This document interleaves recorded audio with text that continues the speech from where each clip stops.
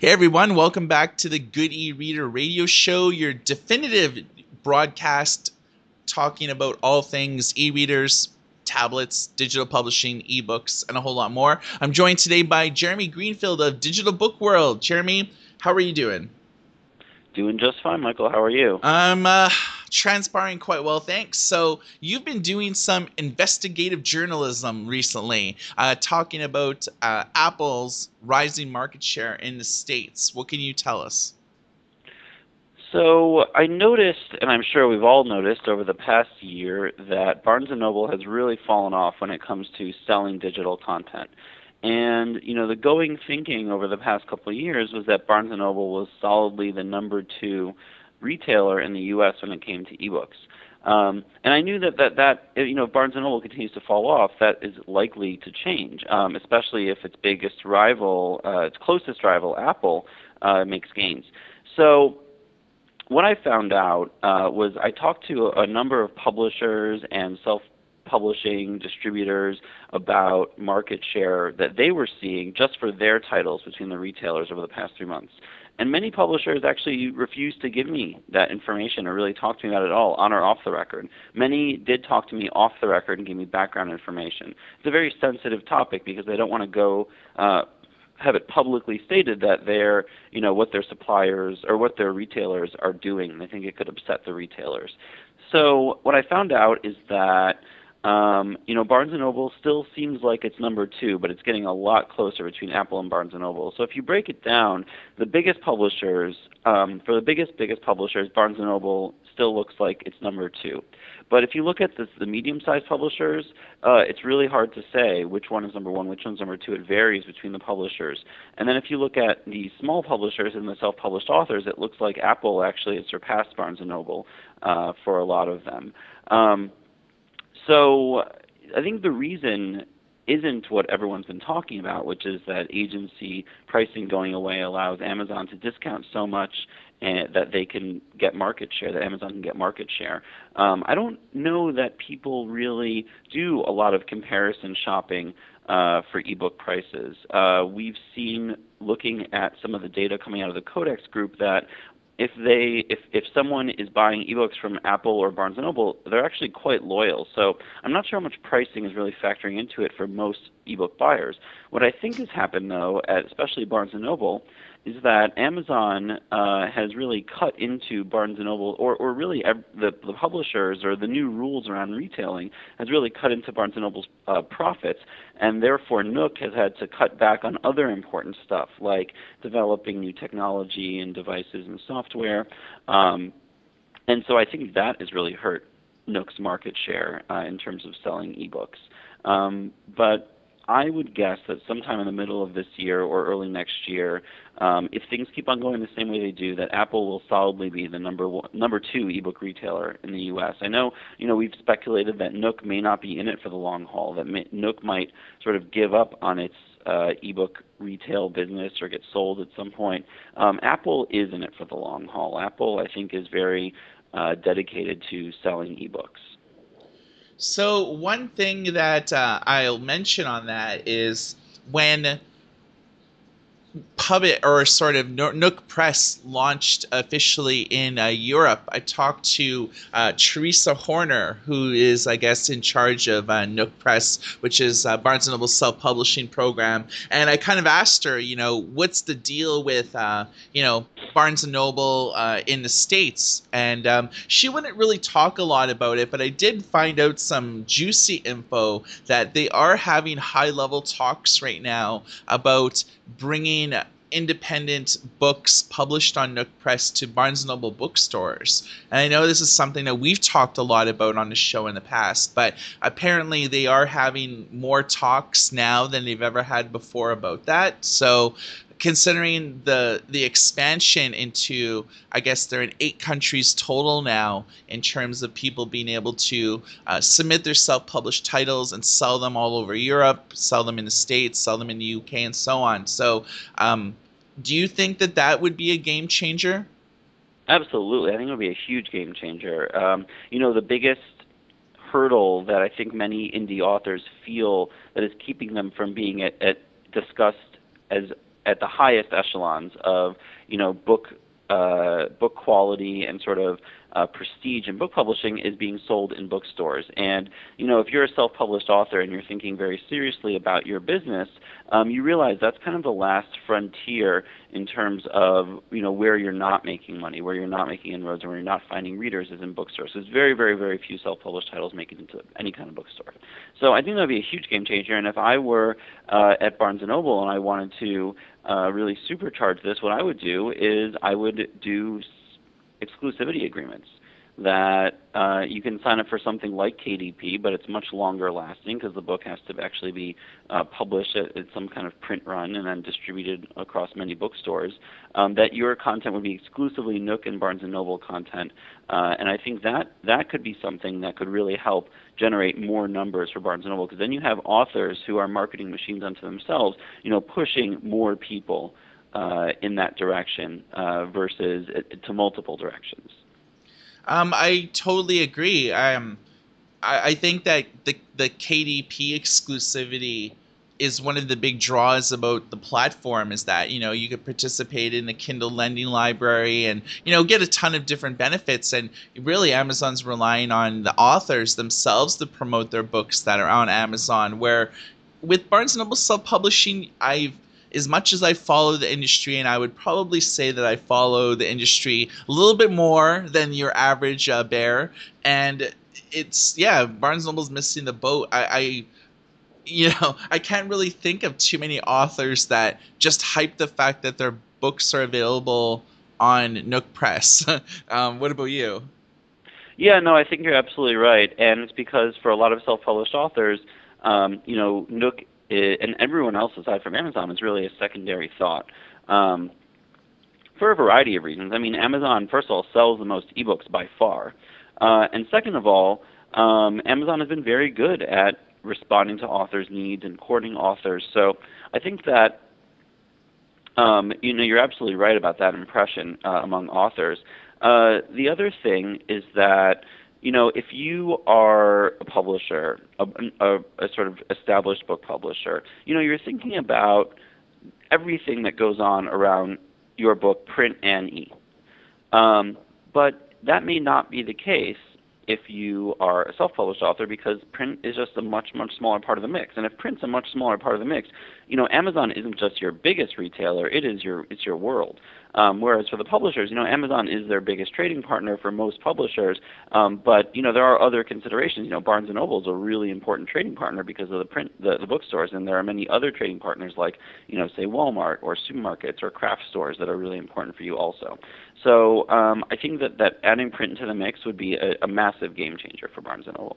Okay, we've talked a little bit about the market in the United States right now. Let's jump to the Canadian market, which is my home turf. BookNet Canada recently released a new report that basically talked about the bookstore market, the print market in 2013. Apparently, the total market was down probably about 3.4% versus 2012, although some of the categories in 2013 leapt up significantly. Juvenile nonfiction increased, and biography and autobiography titles increased by a staggering 21%. Are you surprised? Not really. I don't know the details behind it. My guess is that this is, an issue of a couple of books really pushing the numbers. And when the markets get smaller, and Canada's book market isn't small by any means, but it's much smaller than the U.S. book market. Yeah. When the markets get smaller, one title can make such a huge difference. And you see this publisher to publisher, but you also see it, across the market as a whole. So I don't know what titles we're talking about, but assuming there were a couple of really big titles in those categories that did really well, in particular in metropolitan areas, it could be that is really the main thing that is driving the increase. Okay, so we've talked about Canada and the U.S. One of the huge markets, obviously, by just the sheer amount of people living there, China. And DBW posted a report on the ebook strategy for publishers in China. What can you tell us about that?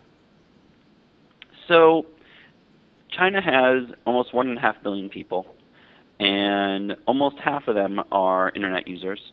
The number of people in China using tablets and smartphones has eclipsed that in the U.S., that of the U.S., and the book market is $20 billion, which is roughly two-thirds of the U.S. book market. So we're talking about a very robust, and that's actually a higher proportion of gross domestic product than in the U.S. So we're talking about a very robust opportunity here. And the problem in China is that there are very, very, very few eBooks available widely in Chinese, and certainly much fewer in English. So it's really a publisher issue.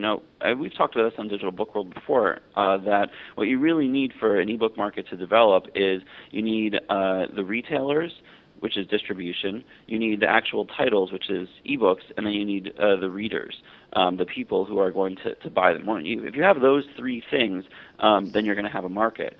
So in China, the missing ingredient may just be the publishers, which I think means there's opportunity for publishers. Now, that doesn't mean that there isn't risk. There is definitely risk involved. It could be that the market doesn't develop the same way it does in the U.S. Look at the way the different reading markets around the world have developed. You would figure that France would be just a massive ebook reading market because of the technological capabilities of the society.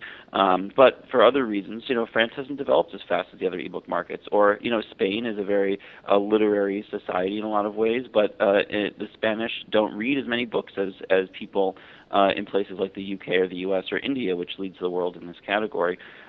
So there's a lot of risk there, but I think there's also a tremendous amount of opportunity. One thing I've learned about China from tracking it over the years is that homegrown companies stand to have a lot of success versus overseas companies moving into China. It took Amazon years of negotiation to get into China, and they're not really doing that well there. I know Overdrive has been making inroads to get Chinese libraries hooked up in digital distribution, but the same thing, it's like negotiations have been going on for about a year and a half, and it doesn't seem like they're any closer to getting a deal. So do you think with the Chinese market, it's homegrown companies that are going to make the biggest splash, or do you think it's companies that, established players like an Apple or an Amazon or, a Kobo?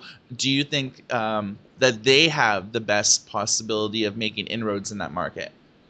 On the retail and distribution side, I agree with you. The homegrown companies have a big advantage, and I would be surprised if homegrown companies didn't win the day. On the publisher side, I think it's going to be a mix.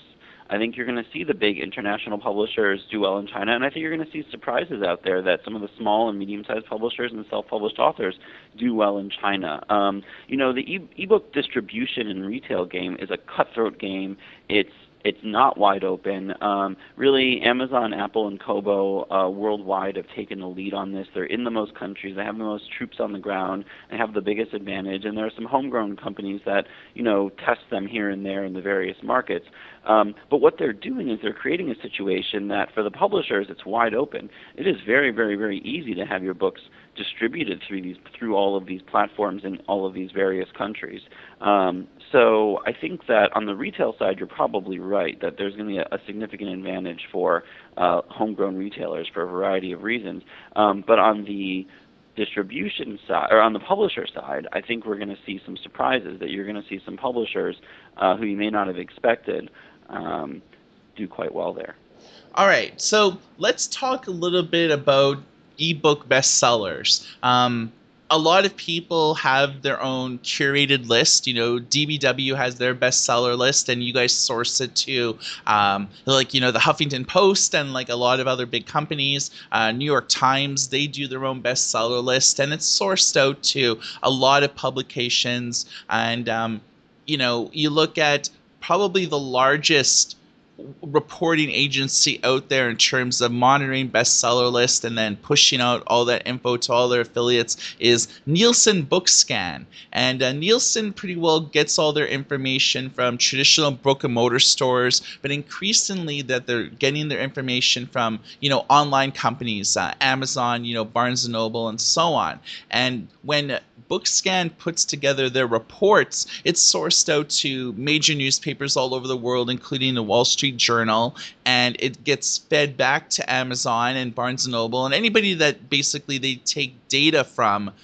Eventually those reports get pushed back to those people saying, look, we've condensed all this data from supermarkets and bookstores and online retailers, and this is our bestseller list. Well, I wrote an article about how Nielsen BookScan is getting a lot of faulty data, and it's because of companies of such as a Result Source that basically allow authors to game the system. We have a report here from a pastor in Seattle that spent $200,000 to make his way on basically almost every bestseller list. He had hired people to purchase 6,000 copies of his book in bookstores and then ordered another 5,000 copies in bulk. And this was dispersed amongst 1,000 different payment methods, so Nielsen BookScan couldn't track all the purchases back to a single source. So my question to you, Jeremy, is that we've all heard about Result Source before, and a lot of companies that you can pay to write fake reviews for your books and things like that. So do you think that Nielsen is getting faulty data due to authors artificially putting themselves on the bestseller list by paying companies like Result Source? Yeah, absolutely. But what do you mean by faulty? I mean, are people independently going out to bookstores and buying these titles? No, but the titles are being sold, and I think you always have to take bestseller lists with a grain of salt, because people, since time immemorial, have been trying to find ways to game the system. So I think that there are a lot of problems with the way that all of the different trackers do their jobs, but as long as you understand the limitations, I think that you're ahead of the game. And I'd rather have the tracking with the limitations than no tracking at all.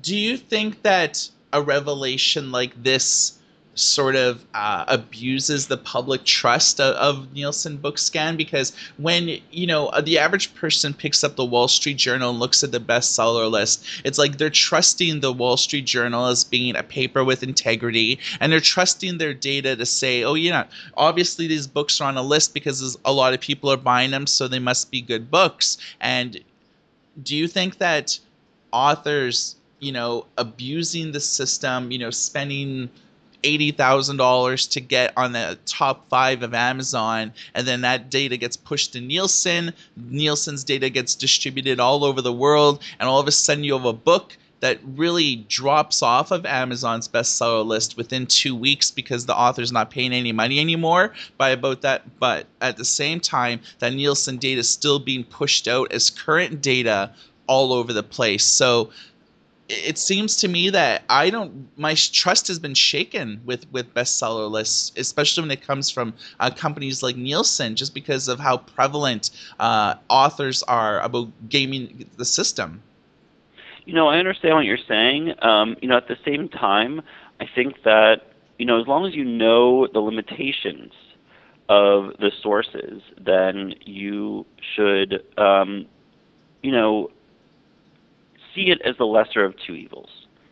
That the options are we don't get tracking, or we get this tracking where we have holes in it. Now, if we know where the holes are, it's a little bit better. I think it's incumbent upon organizations like the New York Times and Wall Street Journal to put pressure on Nielsen to try to improve its system. And now that we know that this hole exists, we can understand that that's a limitation that the system has, and maybe it'll be improved in some way. I think the problem is the lack of transparency, not the issues. The issues are always going to be there. There's always going to be problems with these kinds of tracking. I mean, it's just too complicated of a system and too complicated of a market. But I'd rather have some tracking than no tracking. I'd just like to know where the problems are.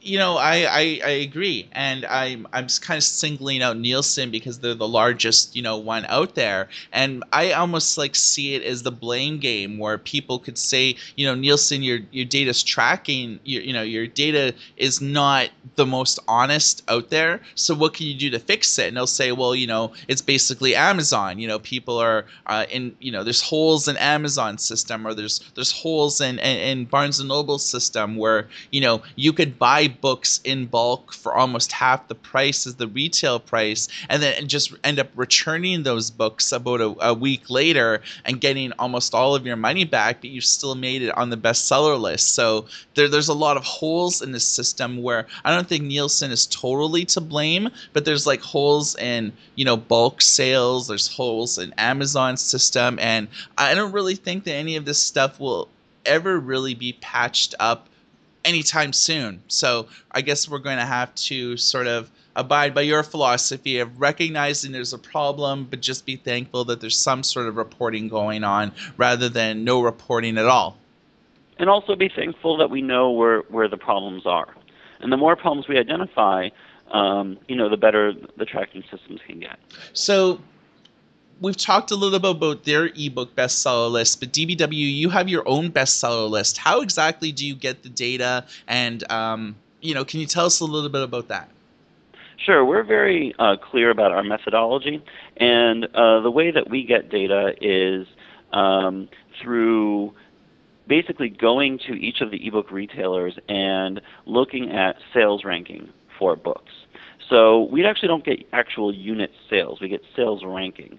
And then what we do is we have a sort of magic that we put the sales ranking data every single day into. We do it for 7 days throughout the week at a special time. We collect the data. And we then sort of weight it by market share, or perceived market share to the ebook retailers, which is something that's an evolving number that we always are investigating, like such as the investigation we just completed today. And it goes through this sort of like little machine, and out comes the bestseller list. And you can look at the methodology on our website. We post it very clearly, a link to it every single time we publish our bestseller list. Cool. I'm just interested because, everyone sort of approaches their list differently, and I'm glad that you're sort of sourcing it yourself, as opposed to relying on third parties to provide that information for you. So, what types of things are new at DBW these days? Well, we are working on our final webcast on ebook production is tomorrow, and that series has gone really, really well. It's been extremely fascinating. We got way more attendees than we ever thought we would.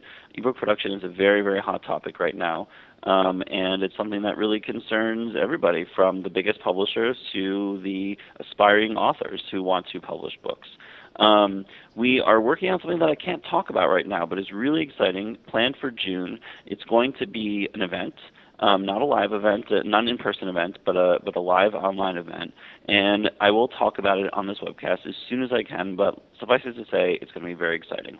Awesome. Well, I look forward to hearing about that, as well as probably our millions and millions of listeners out there in internet land. One thing I want to talk about before we wrap up the show for today is a report that Apple is considering launching iTunes for Android. Now, as everyone knows, there's iTunes for PC, for Mac. If you have like an iDevice, you can do business there. But probably one of the last ecosystems or operating systems that Apple is not involved in is Android. And we have a report that Apple is considering opening up iTunes and making a standalone Apple Radio app to release on Android as well. What do you think the likelihood of something like this happening is? I would put it at very high, because Android is continuing to make inroads. Apple is not just a platform, but also a content sales company. And, that this is the kind of thing that you never would have really seen happen with Steve Jobs, because one of his beliefs was that Apple really needed to control the entire consumer experience to maintain its brand and to continue to give customers, the very, very best of whatever they were trying to give customers. Now, I think that with the Android platform, you might get some people saying, well, we can't really control exactly how this is going to be. It's going to be on a different device than what we're used to. It'll be on, a different, software than what we're used to. Who knows what the problems might be? But I think Android has gotten so large that Apple needs to consider it. And the other reason is that Apple's content sales have been sliding, and the rumor going around is that it's sort of all hands on deck. All ideas are welcome in terms of figuring out what to do to solve the sliding content sales problem. And I totally agree. I've heard murmurings, but I don't have the data to back it up. But Apple is fairly notorious for never giving data away, which, kind of falls in line with, how you were, going about looking for market share for Apple, because, Amazon and Apple and Barnes & Noble and Kobo, they never release unit sales like at all. So if you want to get data, you have to go directly to the publishers. And in Apple's case, they never divulge data like this. So it's really hard to say if their revenue is sliding, exactly how much it's sliding. But it seems to be a problem enough that they are exploring these options. And like you said, I mean, Steve Jobs famously said that, you'll never get these sort of things on Android because he hates Android. And, he was basically at war with the operating system for like the longest time. But now that, he's not a part of this earthly realm anymore and there's new management in charge, the prospect of at least Apple Radio for Android, I think fairly solid. I don't think that that's a barrier at all. iTunes on Android, I mean, Google sort of, I could see Google approving it, mainly because Google has approved about 1 million fart apps and about 1,000 or to about 10,000 light when you turn your phone into a flashlight, so flashlight Sure. apps, I see so many of those that just makes my head spin. So having an app like this, I think, would may be a selling point almost for Android, that you could get the Apple type services in a non-Apple phone. And so for all the people that have existing Android tablets and phones, which, I think Android as it stands is one of the most, if not the most popular OS out there by market share. So Apple would be increasing their footprint exponentially with this move.